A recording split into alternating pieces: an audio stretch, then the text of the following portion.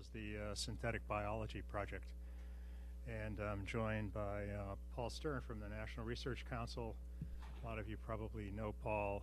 He's a principal staff officer at the NRC. And he also directs something called the Standing Committee on the Human Dimensions of Global Change. Yeah, with some changes coming. With some changes coming. To say we've got which a is a director. huge. I'm the senior scholar now, and it's changing its name. Okay. To the Board on Environmental Change in Society, but okay, that's good to hear. yeah, I think it's good. So he's got sort of a giant hunting license to deal with almost anything that touches human behavior, and has worked on a lot of the NRC projects on risk perception, risk communication, environmental decision making. I'll give you a little history about how we ended up with this paper and having Paul come over. As I've grown older, I've noticed that one of the things that happens is the frequency of deja vu experiences goes up exponentially, which may be a sign of early dementia, but I tend to have them a lot when I go to meetings on new technologies and risk. So I've been in a lot of meetings on synthetic biology and risk, and I always run into people that say, gee, didn't we have this discussion 10 years ago about nanotech? We were talking about public engagement. Is this a new technology? Is it novel? Is it evolutionary, revolutionary? What are the governance mechanisms? How do we engage the public? And then I remember back to the nanotech meetings, meeting people that were there 10 years ago or 10 years before that at the meetings on genetically engineered organisms. And they say, wow, you know, this is just like the discussions we had back then. And I remember meeting an older fellow who was involved in nuclear power and said, this is just like the discussions we had around nuclear power. So some of you, I'm sure, can relate to this. We just did a project on geoengineering, and a lot of the same questions came up. So when Paul handed me this paper 5 or 6 months ago, I read it, and I said, geez, maybe there's a chance, you know, that we can extract some lessons from history, and we can get better, at least not only doing the research, but actually, you know, turning and converting the research into actions, whether it's governance actions, whether it's better risk assessments, better public engagement strategies. And after I read it, I really became convinced that he should share it with a wider audience. And Paul will give you some of the history behind the paper because it was funded by the Department of Energy.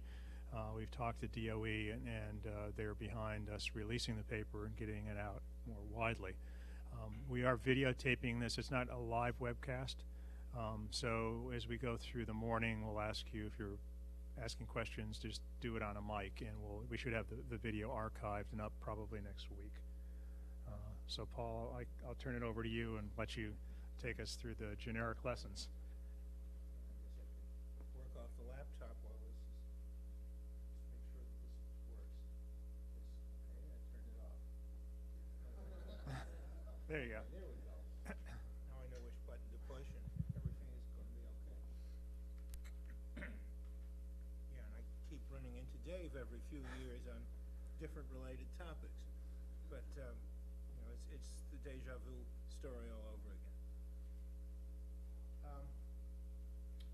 This was a project that started out with the NRC committee that Dave mentioned, that generated an idea to do a project looking at what we have learned about what's he waving at? You can't see this because of me? Okay. Okay. Is that better? All right. So the NRC committee developed an idea to all right. To look and see if there were any generic lessons that could be learned from several lines of evidence. Experience with the kinds of technologies that Dave mentioned and others like that, emerging technologies of the past that are now in place, have been in place for different lengths of time. Early experience with currently emerging technologies, and this started out, I don't know, 5 or 6 years ago, and Dave has mentioned some of them. They're up on the screen. And also trying to deduce lessons from various lines of fundamental social science research on risk perception and assessment, on the management of common pool resources, on international institutions and networks and science communication, things that have been studied, not necessarily in the context of a particular new technology. We proposed a study that we couldn't get funded, and then our committee chair at the time, Tom Wilbanks, who was working at Oak Ridge National Laboratories, proposed to DOE that we do at least a little bit of the work, and that's what resulted in the paper appearing. So we looked at some of these. Now, what I'm putting up on the screen is somewhat haphazard selection from slightly longer lists that are in the paper of some insights that seem to have come from the experience with these different technologies. And you'll see as you go through that the insights also tend to repeat themselves to some degree, although there's new wrinkles and slightly different perspectives. So from the nuclear power case, it became clear that scientists tend to try to quantify risks and compare large versus small, and the public tends to focus on zero versus non-zero. Do we worry about it or don't we worry about it? Scientists tend to focus on the probability of the hazard. The public tends to focus on the consequences. If it's really big, it gets more attention and less attention to differences in the probability estimates. Public concerns are strongly influenced by trust in the risk management institutions, and they're related to whether or not the consequences are known from experience or have to be projected from models or the like. The radioactive waste management experience, which is of course related to nuclear power but has different management issues. Some of the things that came out of looking at that, public perceptions matter in technology acceptance, whether or not the experts think the perceptions are correct. Public judgments are related to qualitative aspects of the risk, in particular whether it's a dreaded risk, especially if the effects are potentially unbounded. People get scared, in other words, of certain kinds of hazards. That makes a big difference. Population segments differ in risk judgments. Some of the survey research found that white, male, affluent, and educated people see radioactive waste as less risky than people who don't have those characteristics.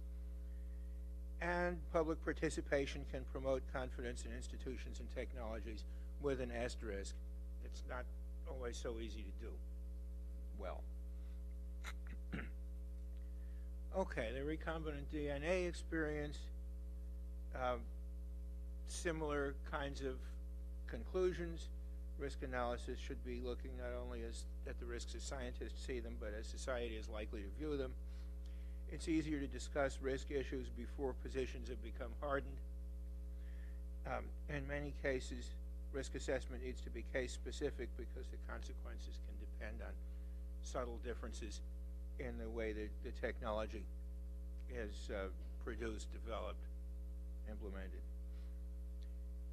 The somewhat more academic but practically inspired research on risk perception, risk assessment, risk management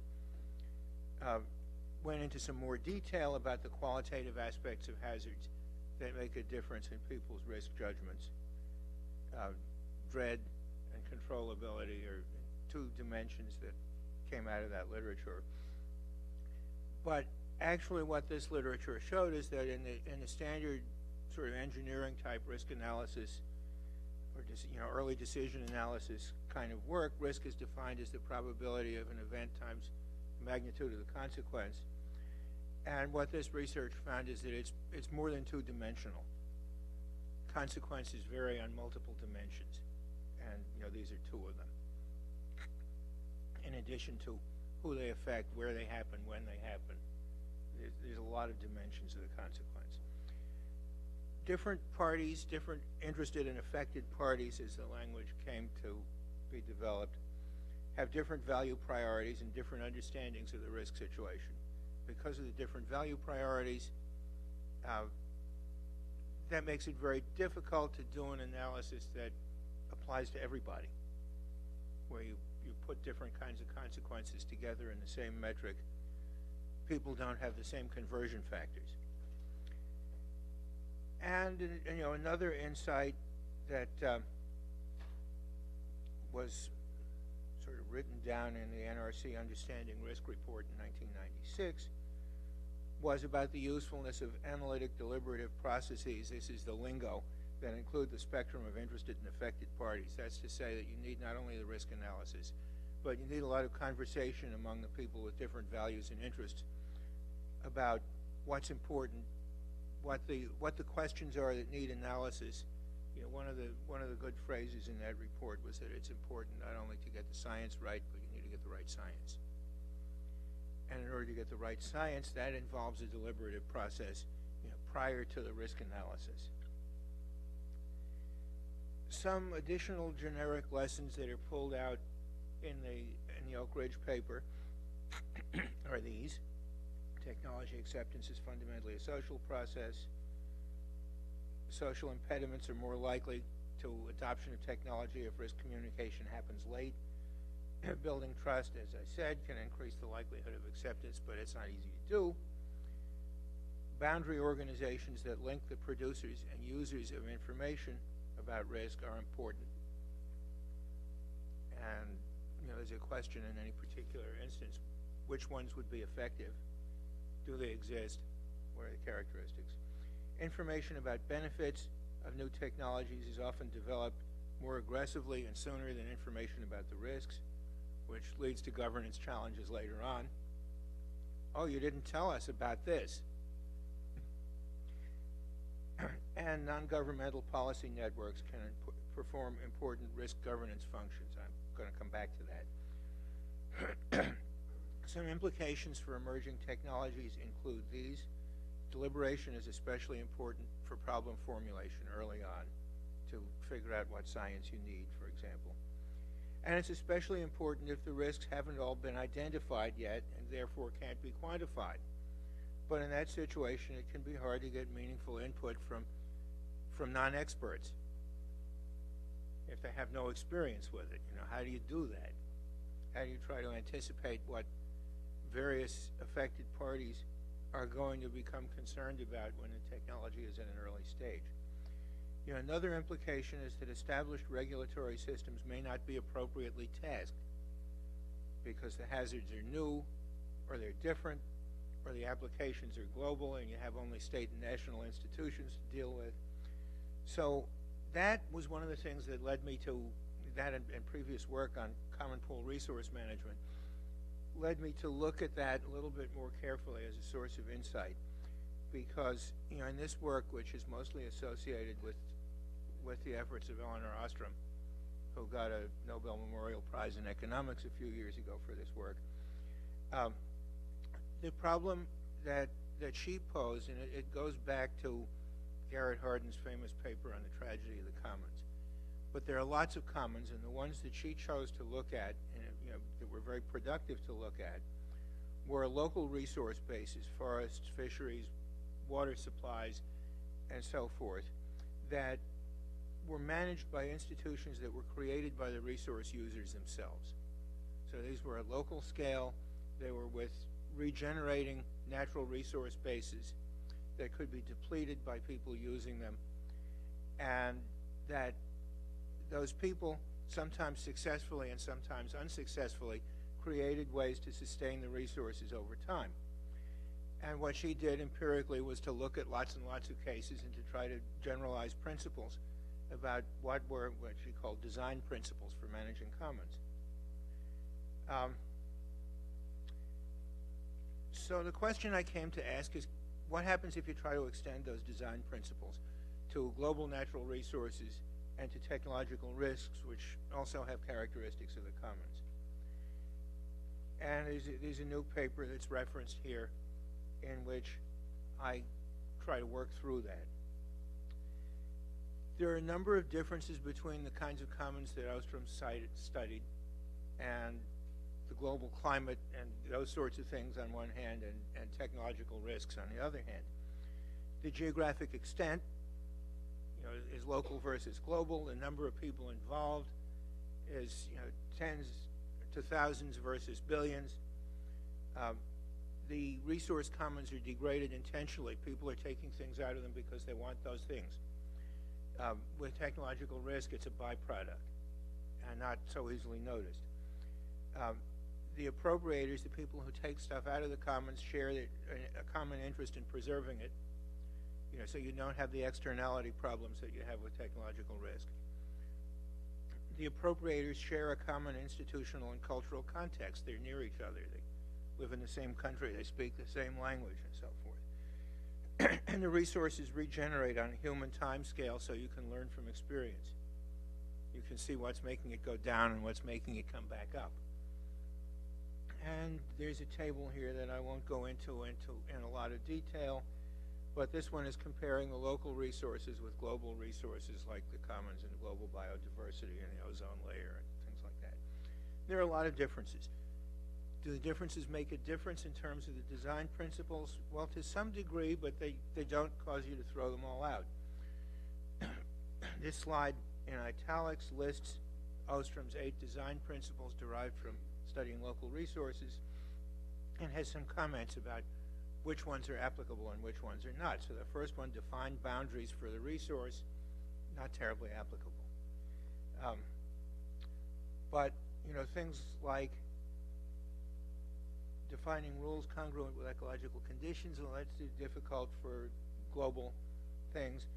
Allow most users to participate. You can modify that to some degree. I mean, the interested and affected parties principle is kind of like that. The importance of monitoring of the resource is still there. Holding the monitors accountable is still an issue.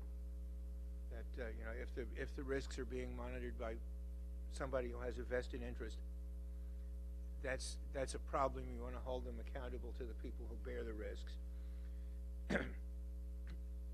Applying graduated sanctions, there is a problem with sanctioning authority that I've alluded to. Low-cost conflict resolution, you need to be creative to figure out what that might be. Having nested layers of control from local on up makes sense, but there's questions about how to apply it. Nested layers of organization.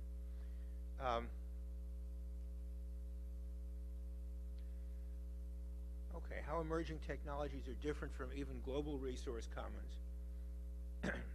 Some of them are integrated global systems like the climate, but a lot of them are only global in distribution.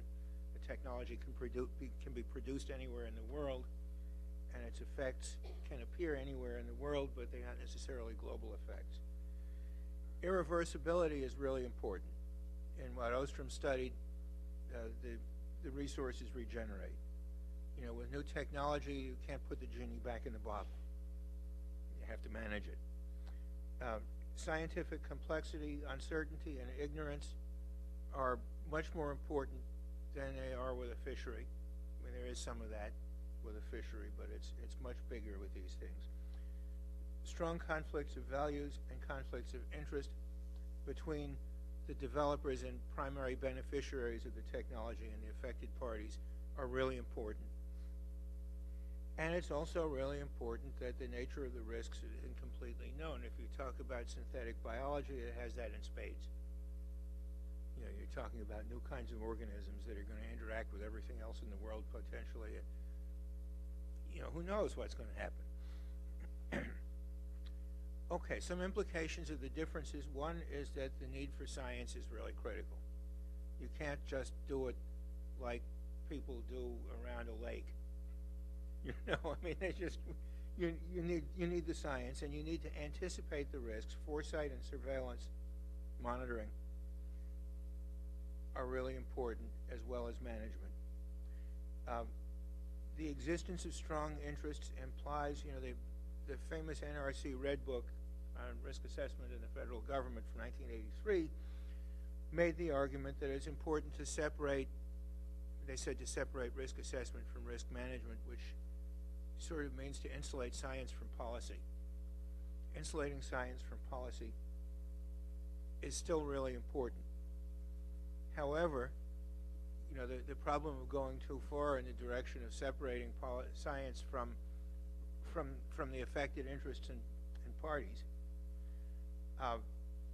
is a problem, and that was brought up in the Understanding Risk report.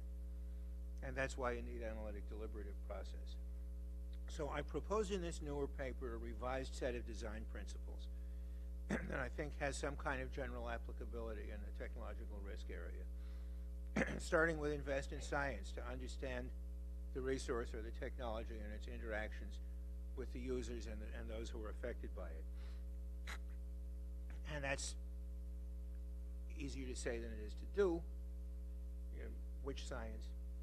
Establish independent monitoring accountable to the interested and affected parties. That seems to be still really good advice. Ensure meaningful participation of the parties in framing the questions for science, interpreting the science, and developing the rules. You know, it seems like a good adaptation of Ostrom's design principles. Integrate scientific analysis and broadly based deliberation, which didn't come out of Ostrom. The issue of higher level actors facilitating the participation of lower level actors. Now this plays out differently with different technologies, but what happens a lot of time is that the people with the big picture don't necessarily get the first information about the risks appearing, and that might happen locally. And you know, you need a system that feeds that information back up. Engaging and connecting a variety of institutional forms from local to global in making rules and monitoring and sanctioning. And what's not on the slide is you need to think governmental, non-governmental, and supra-governmental, and plan for institutional adaptation and change, the idea of iterative risk management. Let's see if there's anything new on this slide. I think this is just highlights the new ones that are suggested by looking at emerging technologies. Okay, risk governance challenges in synthetic biology. What does this mean in the synthetic biology case? There is this challenge of identifying the risks before they're experienced. And, you know, how do you do that? You have to try to do that.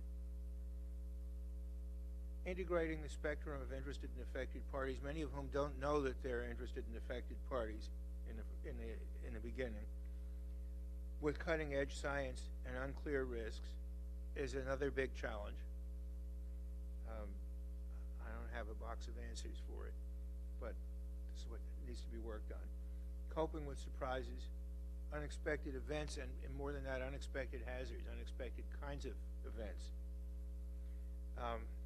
seem likely to happen with synthetic biology. Developing rules and governance mechanisms that can adapt as the risks become clearer is going to be a challenge. And developing institutional forms that can meet the challenges. And then I just have some references here, and I'll flag for you two that I didn't mention. The NRC report on public participation in environmental assessment and decision making, which looks at the research literature in that area and tries but doesn't quite succeed in coming up with a set of a sort of a handbook for this is how you ought to do it, but it does come up with a set of diagnostic principles.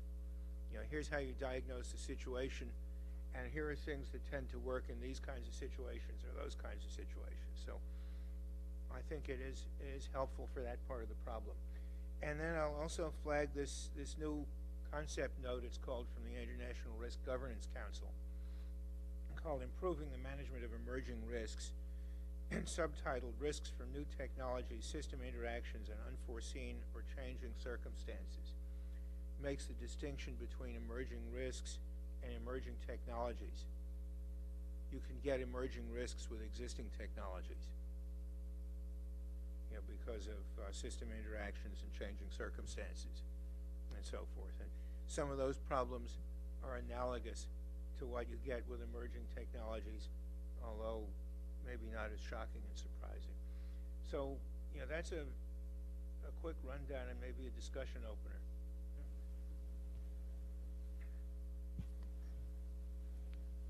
All right, well, we've got a massive amount of sort of cognitive surplus here to sort of answer all the questions you've raised. Why don't we just open up for discussions? Just raise your hands. We'll get you a mic, and just identify yourself and let us know kind of where you're from. Start over here. I'm Todd Laporte from the George Mason School of Public Policy. The last line in your last slide had to do with the, I think it had to do with the developing institutional forms that can meet the above challenges. You've thought about this for an awfully long time, and you work at the core of the institution, one of the institutions that does this for us, at least in the United States, and to the extent that NRC participates internationally with other folks, that you're part of that epistemic community that grapples with this. Can you give us a sense of what you think the challenges are of developing those institutional forms that can do the analytic job in an environment where politics and economics are so powerful in their sort of gravitational field in shaping those institutions themselves? Oh, wow. It's a little bit scary. I'll tell you what it makes me think of. I am anticipating organizing a project next year. I'm not absolutely sure it's going to happen yet. I'm not sure if you would call this an emerging technology or not. Some would argue it's not new. Some would argue that it is new. But hydraulic fracturing and gas shale. And we sent a proposal to the National Science Foundation, and basically the proposal says that we'll initiate an analytic deliberative process by trying to identify concerns of the various interested and affected parties, many of which I think aren't getting much attention right now. I mean, there's a lot of attention being focused on risks to drinking water supplies, fresh water supplies, and a little bit of attention being focused on air pollution consequences, and very little on a long list of other things.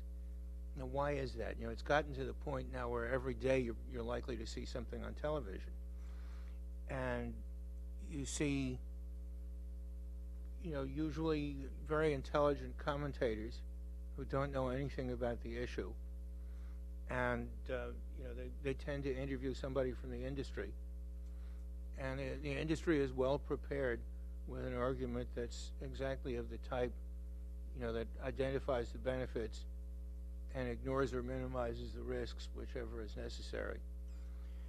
So what do you do about it? You know, and in a sense, I don't have an institutional solution, and you know, I'm proposing that the NRC can convene an effort to identify the range of hazards that people care about and begin the process of investigating them. And what the project would do after it identifies a list of these things is it would commission some initial papers saying, what do we know about A, B, C, D, and E, as a way to open up the discussion of these things. I don't know what the papers, if we do them, are going to say. You know, so you know, back to the question about institutional forms. You know, if I didn't think to propose this, it might not have happened. You know, so I sit in an institution where you can propose this, and it has a capacity to do this kind of work. You know, and I and my committee wrote this proposal to take advantage of the capacity of the NRC to convene and vet scientific analysis of a set of questions. But before we sent the proposal out, my executive director called a meeting of people from around other units of the NRC. I work in the Behavioral and Social Science and Education Division. And he called in people from the Engineering Division and the Environment and Life Sciences people and the Institute of Medicine and so forth. And a bunch of them came to the office, and you know, and the modal reaction was, well, nobody's asked us. we respond to requests from the federal government. Nobody's asked us to do this. We'll answer a question when we get asked. And I'm thinking, well, what if nobody asks? So I'm doing this. So what's the answer to your question? I don't, it's possible to use the institution I work in to do some of these things, but it doesn't automatically happen. I don't know how to make it happen. I do it on an individual level. I don't know how to make it happen institutionally. Because, we are designed to, by act of Congress, the National Academy of Sciences exists to answer questions for the nation, but what happens is that the questions are almost always posed by government agencies or Congress.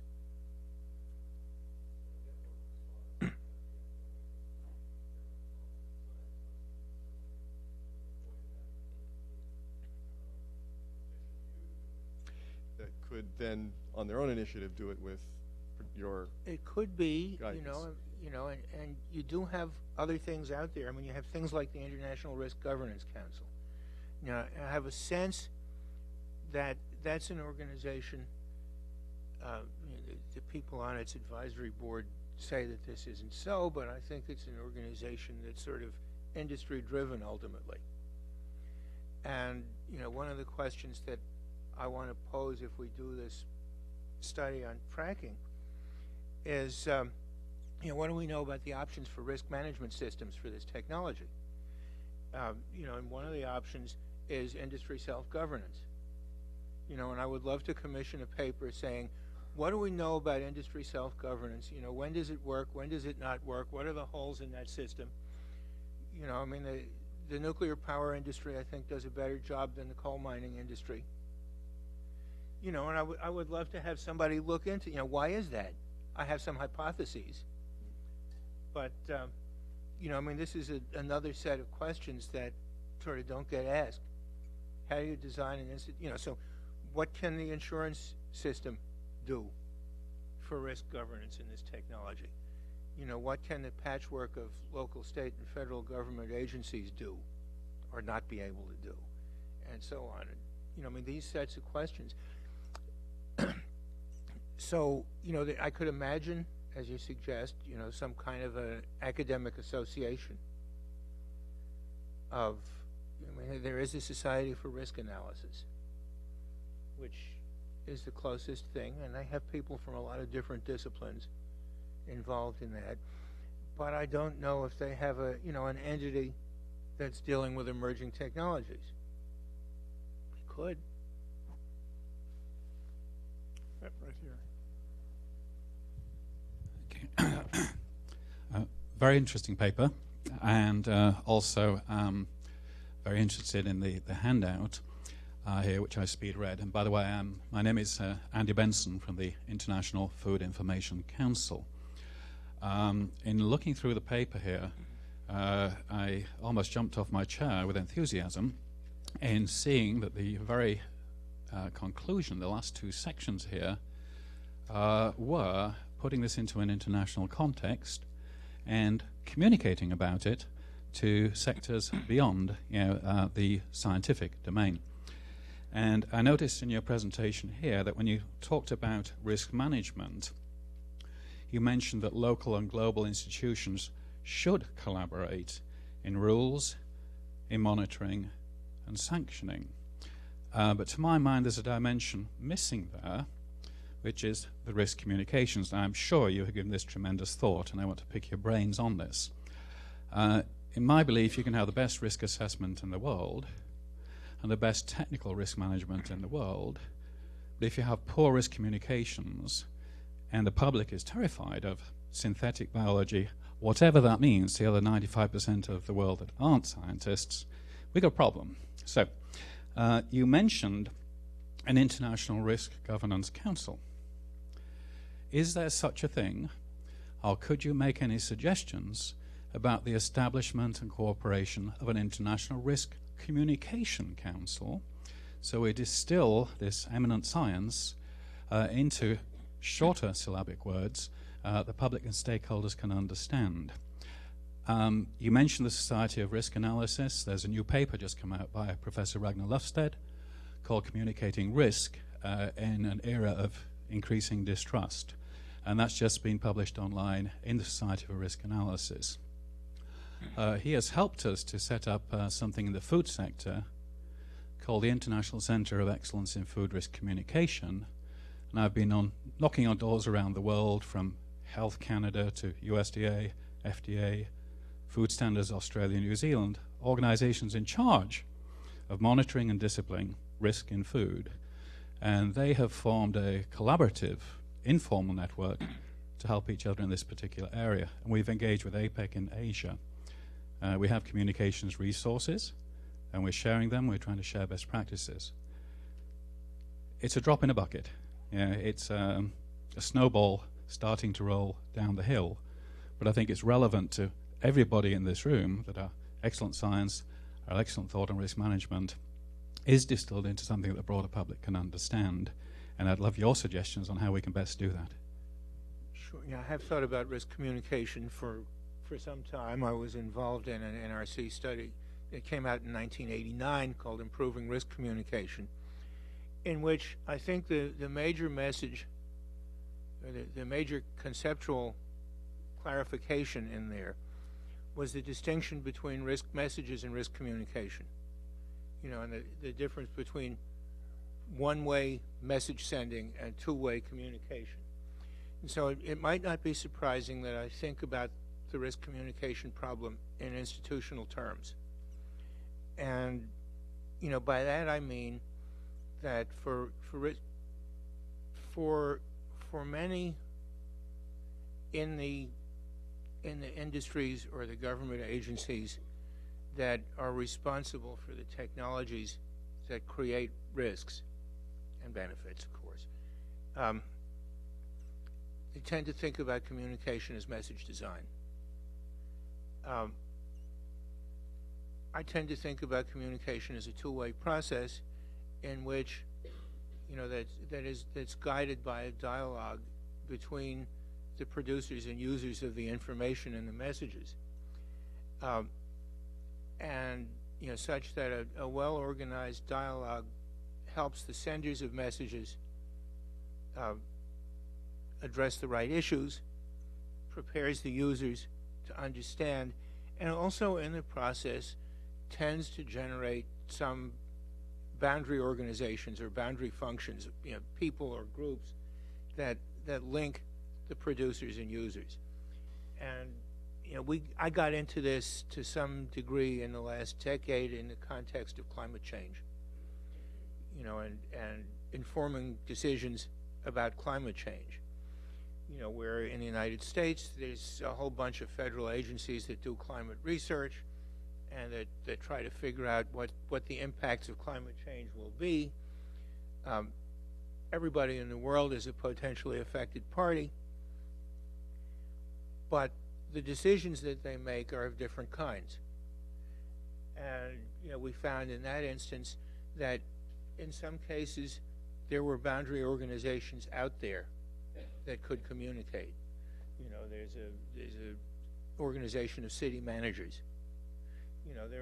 There are different constituencies that have organizations, and it would make sense to use those organizations where they exist to link up the producers and the consumers, so that the producers of information might produce information for that audience in conjunction with the boundary organization. The boundary organization can distribute it, and needs to maintain credibility with its audience and needs to do a good job. In some cases, we couldn't find any boundary organizations for particular constituencies that are affected by climate change. So, I think of the problem in that way, because trust in the information source is really important.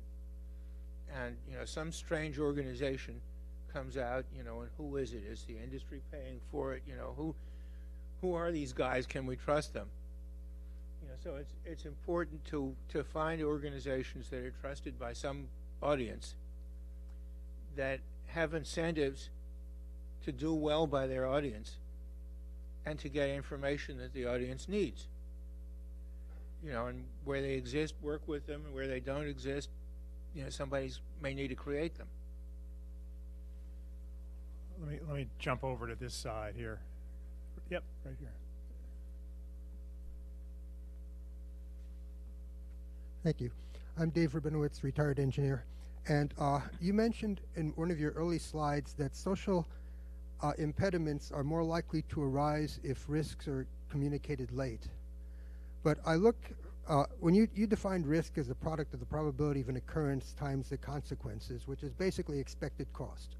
That's the simple definition, yeah. Right, and expected cost has to be weighed against expected benefits. Mm-hmm. And it seems like you're looking at only one end of the whole balance. You can't really make a decision just based on just one half of the equation. Right. And just as an example, this week the NTSB announced that more than 3,000 people were killed on the roads by people who were using cell phones while they were driving. Now, if the risk of thousands of people dying every year because of cell phones was announced before cell phones became available and people recognized the benefits, who knows what might have happened. On the other hand, today I don't think anybody's thinking about getting rid of cell phones or even text messaging. And would it make more sense to consider both the cost and benefits in one agency? You can make a unified report. Decisions always have to consider the costs and benefits. And, you know, decision makers have to consider the costs and benefits. So, you know, to follow on to my response to the previous question, if you have a message sender who is accountable to the decision makers to whom they're sending the message, they're not going to get very far talking only about the risks. You know, the audience won't let them, I don't think, talk only about the risks for very long. You know, however, you know, the benefits and risks both are unevenly distributed with new technologies. You know, so you have one constituency group that is mostly going to see the risks and isn't going to see the benefit, isn't going to receive many benefits, and other constituencies with the other balance. You know, and they will wind up arguing with each other in the political system, you know, as it has to be.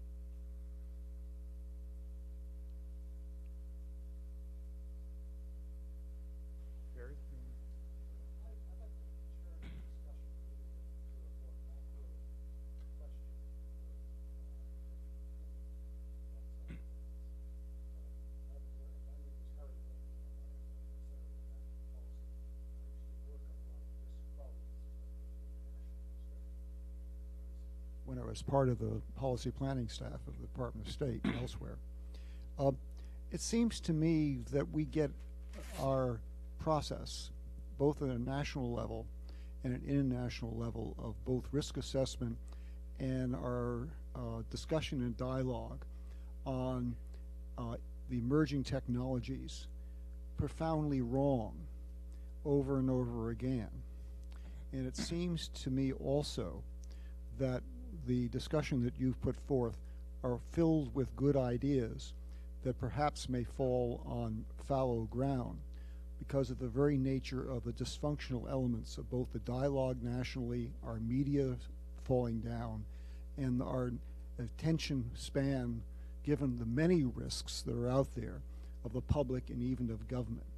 And I'd like to get your idea, if I may, facing that, whether you have some thoughts about how to deal with that macro set of interrelated problems. Thank you very much.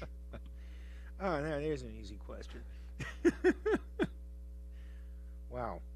You know, recent years I work on climate change a lot. And, you know, I mean, I'm going to a meeting next month about public understanding of climate change. And I said, no, to Nick? No, I'm not. Not in any way that I know of.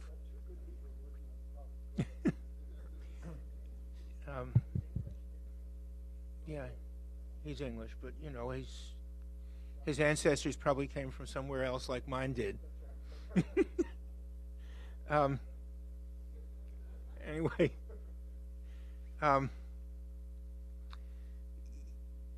I was invited to this conference, and I said, well, what about the elephant in the room? There is this very well-funded, I'll call it a lobby, even though technically it isn't a lobby, of climate change denial that has been very influential in politics and to some degree in public understanding in the United States and primarily in a small number of other English-speaking countries around the world, not elsewhere. And what do you do about that? I mean, it's the same kind of a question that you're asking. And I don't really have an answer to that. I mean, I have some faith that if you keep pushing to try to get all of the aspects of a complicated question addressed, you'll be better off than if you don't. But then you look at what's happening in climate change, and it's easy to despair about how hard it is to deal with that. Maybe that may be the biggest of the global risk problems out there. But I don't know what to do. I mean, this is sort of a life decision thing. And what I keep telling myself is, well, you do what you can where you are. And I would be really open to somebody's idea about how to deal with the big picture of in the climate change area.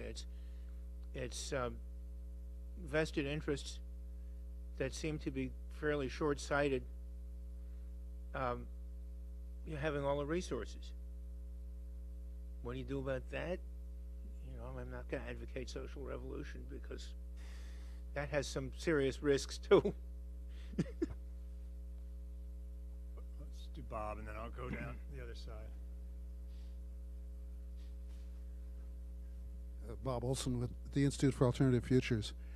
I spent several years at the late lamented Congressional Office of Technology Assessment, and whenever we took on a new assessment project, we had to create a committee of experts, and what you'd do right off is you'd look at, well, who are the experts in this technology? And it tends to be the people who have been developing the technology or the scientists doing the science behind the technology.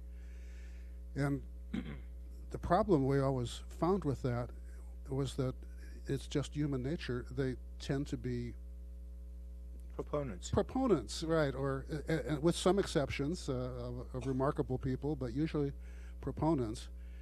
And so it was always a real effort from the academic community or from the environmental community or other communities to find people with high levels of expertise but who hadn't really been involved in this to balance it out. And it seems like that's almost another principle that should be into the risk analysis list of things that you have to be concerned about. To work to overcome predictable imbalances. Yes, right. Yeah. All the way to the back there. Evan Faber with Leon Firth and the Project on Forward Engagement.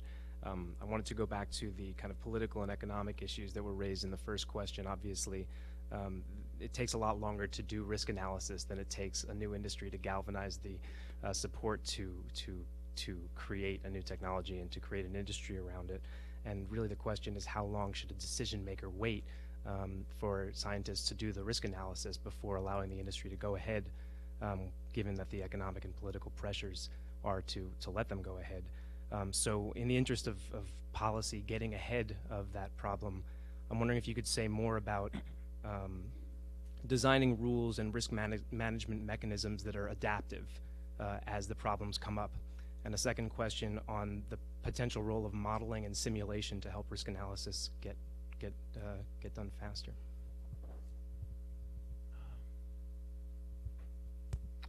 I'll start with the easy one, and then I'll forget the hard one. The easy one is the modeling and simulation thing, which, yeah, sure. I mean, it's in the toolkit of ways to anticipate the unexpected. Anticipating the unexpected is always tricky, and you need a bunch of tools to do it. Some of them analytic, like that. Some of them institutional, like your suggestion.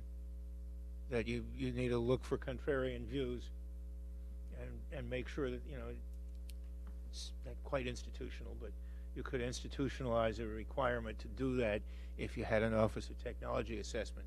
Now you're going to have to remind me the first half of your question. Yes. And the role that you can, I think that would be the gold standard, or I guess the gold, trying to find ways of creating policy that can become adaptive as the problems go along rather than legislated each time there's a new crisis. I guess one of the issues there is that, we have in this country anyway, a history of environmental regulation that's sort of rule-based.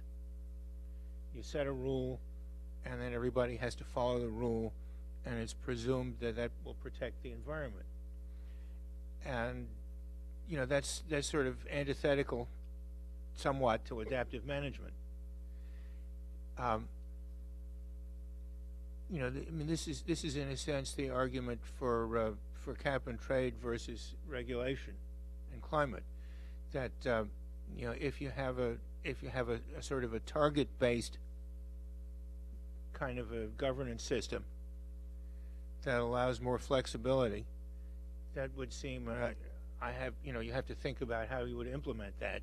But that's my first cut response, that we do have this tendency to write rules, and then people are supposed to follow them, but there's a lot of effort to evade the rules, and then you're still being legal.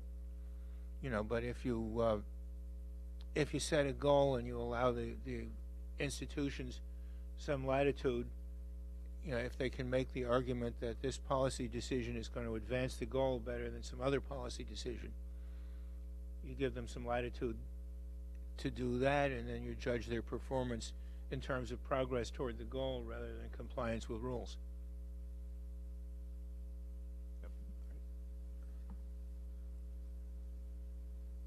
James Sang, retired physicist. I have two technical questions I was wondering if you could clarify for me. We've talked about scientific analysis for these problems and a question of defining costs. Martin Weitzman and William Nordhaus have had a squabble about what cost analysis looks like, originally in the context of fat tails, now in the context of fat tails and singular utility values and stuff like that. I was wondering whether, in fact, we really have a good scientific methodology for doing this. And the second one, you talked about different parties, and I get the impression that we're talking about trying to bring different parties into agreement. And I've been having the fun of reading Danny Kahneman's new book about fast and slow, and he makes the point that these different kinds of thinking are really actually quite valid. And it's not clear that one is better than the other. And sometimes as I look at the different parties, there's the intuitive versus the more detailed analytic. And can we, in fact, really expect to reconcile them? You don't expect to reach agreement. That's what we have democratic institutions for. You have conflicting interests, you have conflicting values. And, when you have those things, you need some kind of an institution that will make a decision, even though not everybody's going to agree with it. And that's in fact, I have a paper somewhere looking at institutions in science and institutions in democracy, and looking at some of the similarities between them.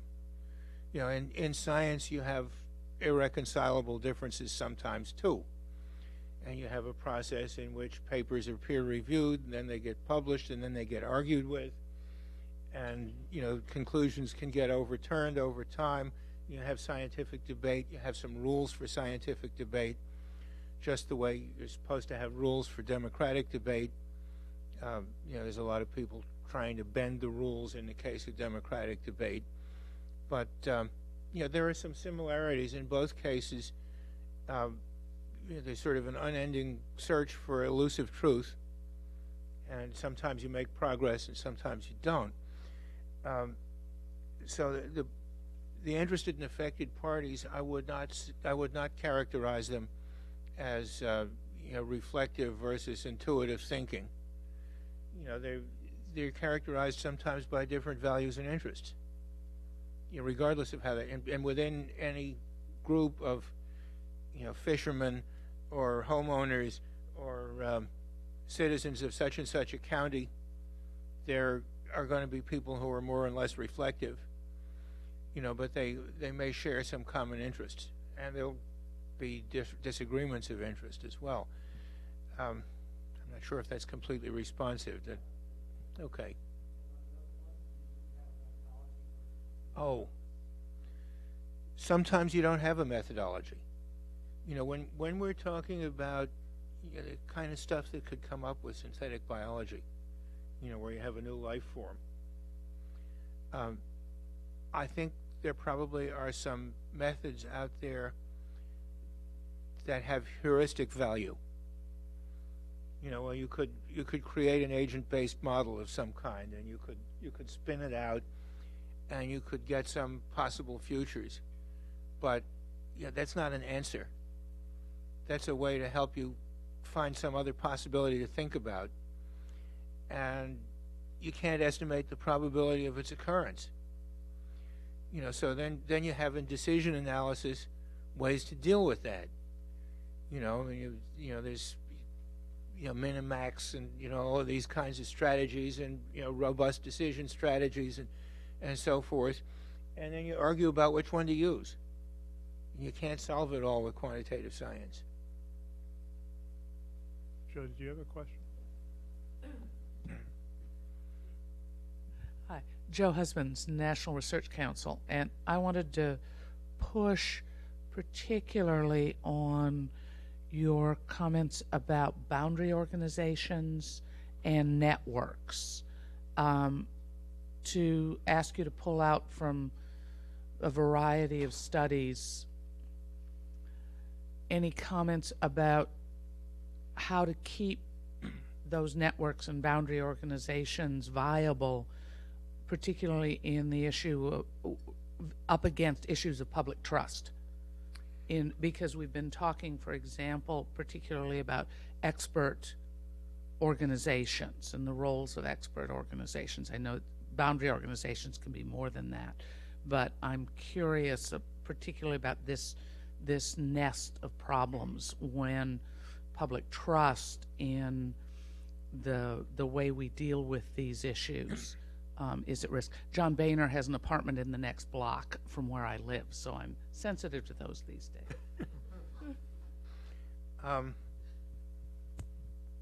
Boundary organizations are of many different kinds.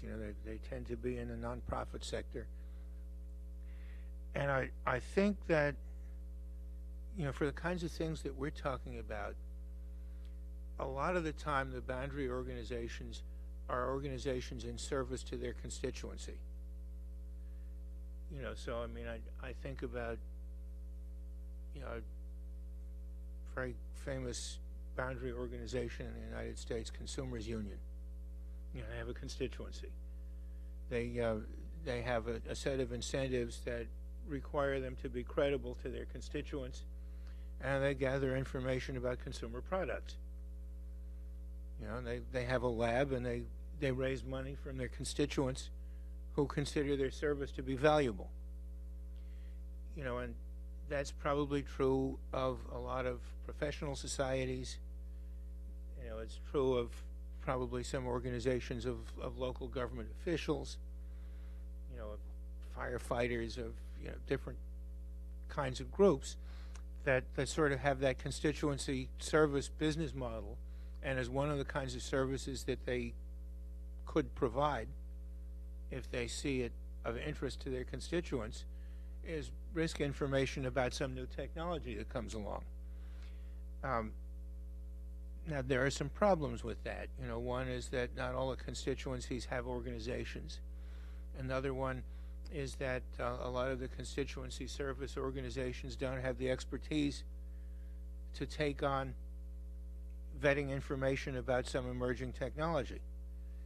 And, those are bigger problems to be solved that I haven't thought about very much. But those are some of the problems.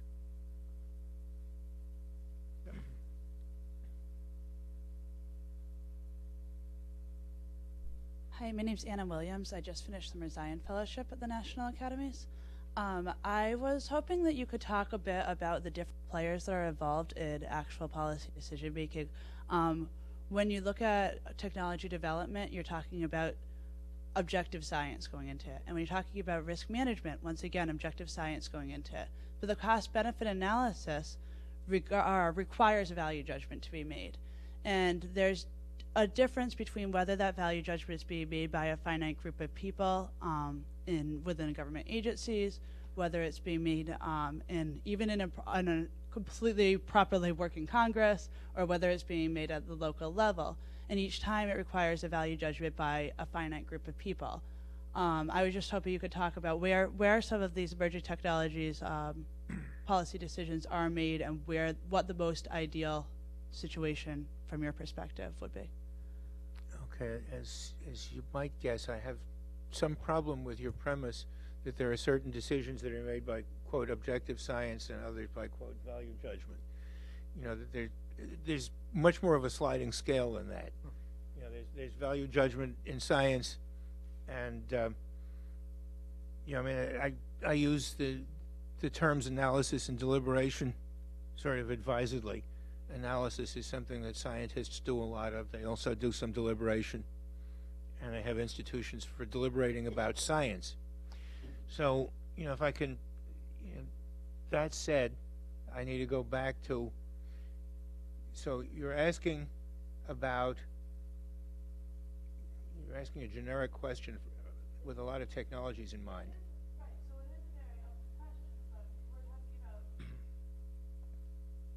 If you take something like, let's take climate change as a large generic issue, a lot of climate change regulation is done, you know, from government agencies such as the EPA, but a lot of the dialogue about it needs to be done at an entirely democratic level, where we're bringing in the entire population. And there's a major distrust within the population of scientists say. And I guess, I mean, somebody had asked a question previously about the communications of that science, but the distrust seems to build when there's somebody making a decision for you. And so, but at the same time, informed people should be hopefully making decisions, you know? So I guess I think that that's an interesting and delicate interplay that always has to continuously occur just within a democracy. And I guess I was just hoping you could comment on it within the, you know, the broad and I recognize generic scale of emerging technology development.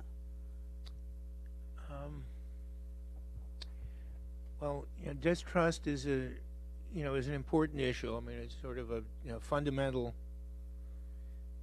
kind of a process in human decision making. You know, that if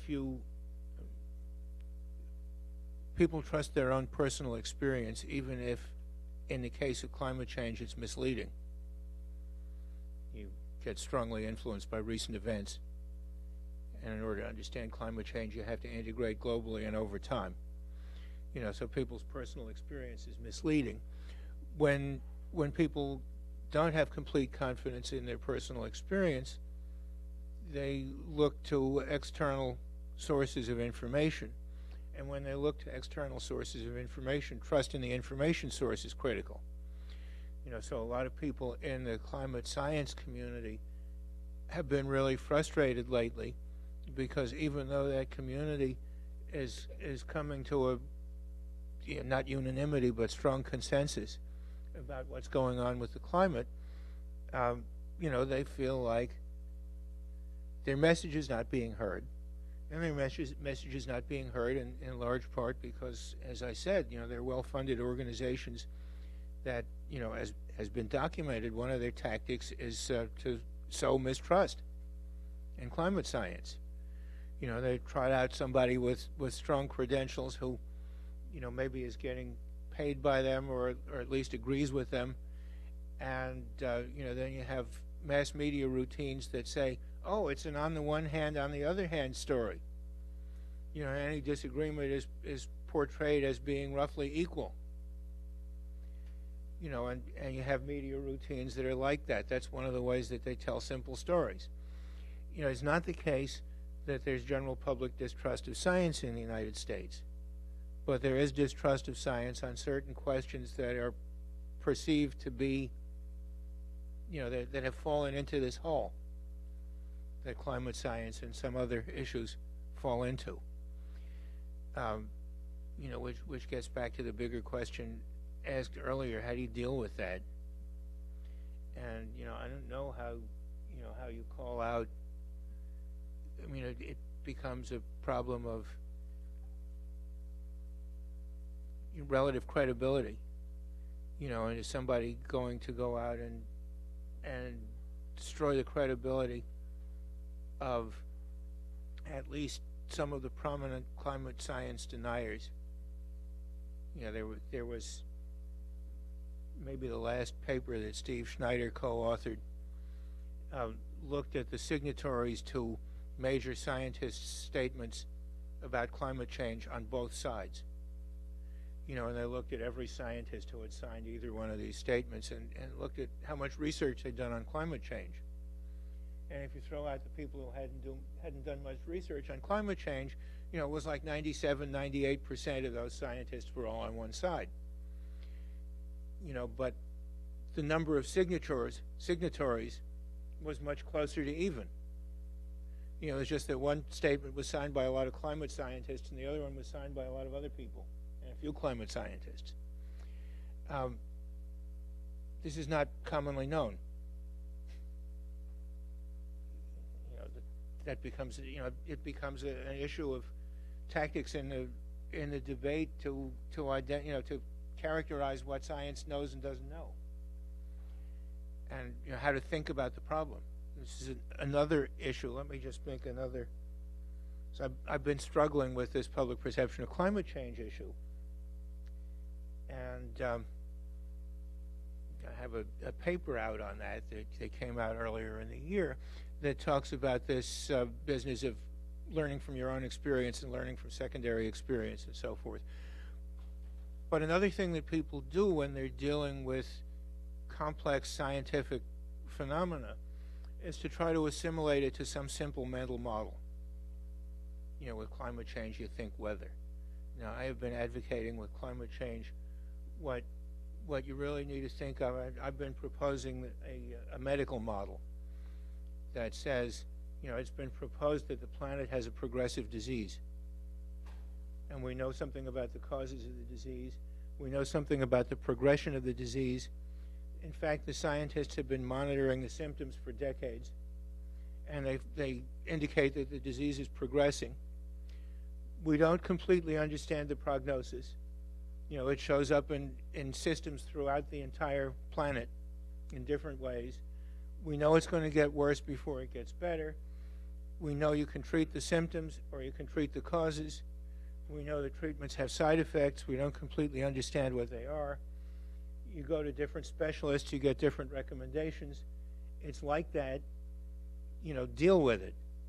This is the kind of situation that we're in. You're not going to go to a scientist like you go and you say, when's the next eclipse of the moon, and they're going to give you the answer.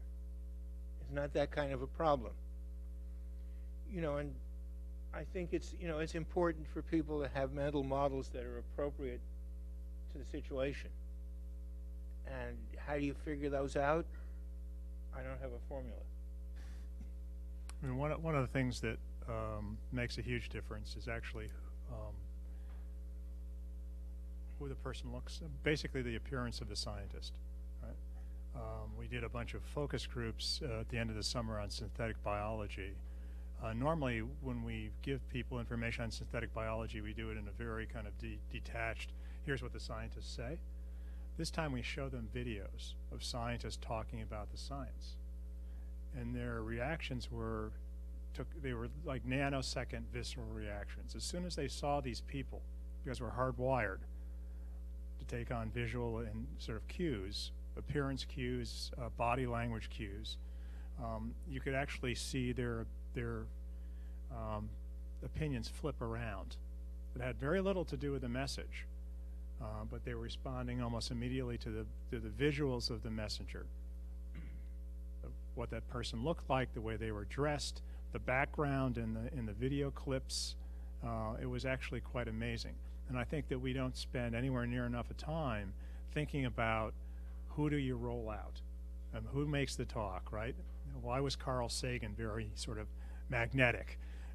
because I think the idea is if we just provide the message, we're going to have something that people are going to grab onto. This was an amazing kind of experience to watch people's opinions flip literally within seconds when they see someone and say, I don't trust that person. Looks like a bad guy from all the superhero. I mean, this is a Darth Vader character. This person kind of looks like the nerdy scientist. So everything sort of changed in terms of their views when they saw the person, right? And I think that's been one of the kind of weaknesses of a lot of the focus group work, is we tend to try to say, okay, we're going to do this in a very scientific way and detach the message from the scientists, but that's not the way people get it quite often. So I think it's worth doing that. We're at 10:30. I want to respect Paul's time and other people's time. Let's take one more question. Somebody who hasn't asked one yet. Yes. Okay. Hi, Mahmoud Farouk from Arizona State University. Just one follow-up on the discussion about boundary organization. When you said that they have constituency, so what we essentially need is some kind of a network arrangement to bring them and set up the context. So within that framework, what are your thoughts on, one model we had proposed that about doing technology assessment is including citizen participation. So, and the idea on the table was bringing science museums who do informal science and universities and nonpartisan think tanks. So what are your thoughts on, the idea of a participatory technology assessment added to what OTA did to, sort of the imbalance between the experts and the citizens? Some thoughts on that? Yeah, I think on general principles, participatory technology assessment makes a lot of sense. How you do that with an emerging technology is a challenge. If you take a random sample of the population, and you have to give them information because most of them have never heard of the new technology. They don't know what it is. And giving them information, if that's all the information they have, can determine the responses. So what that indicates is that the sort of consensus-seeking panel approach, where you bring some people in and they have to commit to taking some time to learn about the new technology from people who come in with expertise from different perspectives, and you can get a discussion going that way. And I suspect that can provide useful input for designing institutions for managing the technology, if you do some of that. When to do it is going to be technology specific. You may be doing it over and over again at different stages. The thing about constituencies is that they tend not to map with the technologies, except for the constituency that's going to profit from the technology. That maps onto the technology, but the other ones don't.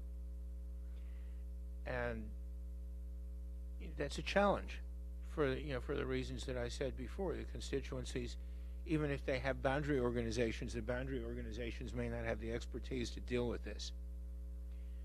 And that suggests that sometimes there may be a need for another layer in the network. In the climate area, NOAA has established these regionally integrated science application centers that have a lot of scientists in them, and then they have some communication and extension type people in them. And that organization reaches out to other organizations in the geographic region, which might have constituencies by employment or location or something like that.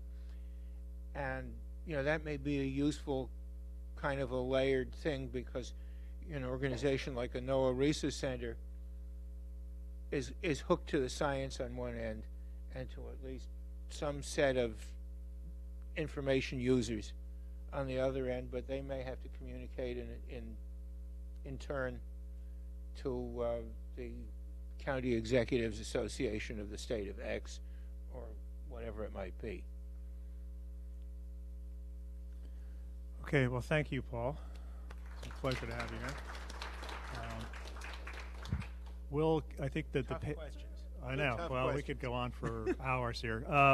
The paper is up on the website. Joe, the PowerPoints are up? Okay, so the PowerPoints will be up. Huh? Yeah. And we'll be we'll compress the video and put that up there probably in a week or so.